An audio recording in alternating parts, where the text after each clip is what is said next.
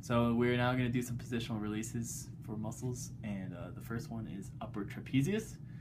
So the origination of this muscle is the spine of the scapula, and it inserts onto the cervical vertebrae, specifically the transverse processes of them and the occiput of the skull.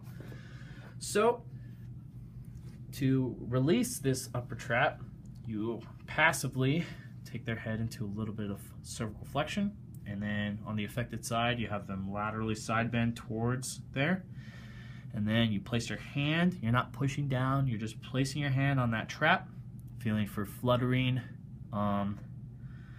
any sort of release, relaxation. The action of this muscle is to elevate the scapula and upwardly rotate, as well as some other things. So you're really just feeling for this. It should last no longer than 2 minutes for every treatment of positional release. So, okay. And then you slowly put them back down into neutral position. And then the next one we're going to do is lat dorsi. So you flip on your stomach. So latissimus dorsi originates onto the iliac crest, and then it comes all the way up here onto the thoracic vertebrae. So and the action is side bending, external rotation, lateral flexion of the spine. So to passively release this muscle, you get their arm into extension and a little bit of rotation, and you nice and relaxed put them here. You're feeling along the whole muscle belly for any sort of fluttering, releasing, relaxation. Their arm may even get a little bit heavier in your hand, and you're just waiting. And then since this muscle is a big muscle, you can put them in different degrees of rotation. So if it starts to flutter, you might want to release them a little bit and put them in another position. Get that whole release of the muscle. You're, again, for no longer than 2 minutes. And then once you do feel that, you put them back slowly into neutral. Okay, so the next muscle we're going to do is psoas. So you can flip over again. So psoas is a hip flexor.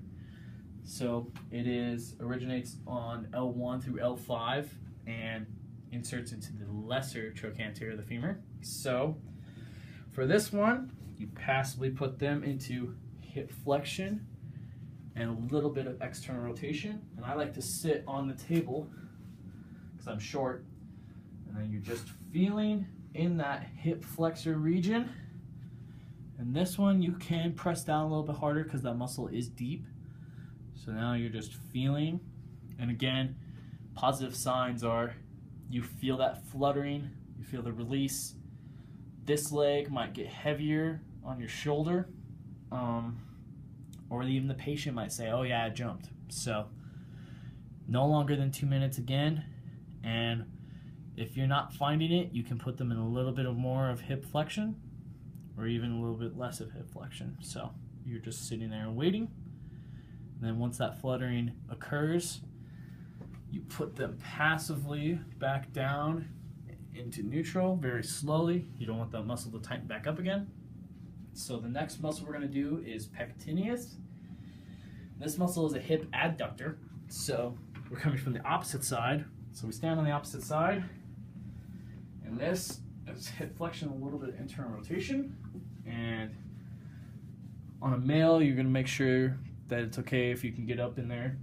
And all you do is some hip flexion and abduction, and you wait for the feeling of heaviness in their leg. So then you just wait. The origination of this muscle is the superior ramus of the pubis, and it inserts onto the lesser trochanter of the femur. Again, you're waiting for no longer than 2 minutes, waiting for those signs that I'd previously mentioned, and then once it happens again, you slowly put them back down into neutral. And finally, the muscle we're going to release is soleus. So can you flip on your stomach for me, patient? Thank you. So the soleus originates onto the fibula and the medial femoral line of the tibia, and it inserts down into the calcaneus via the Achilles tendon.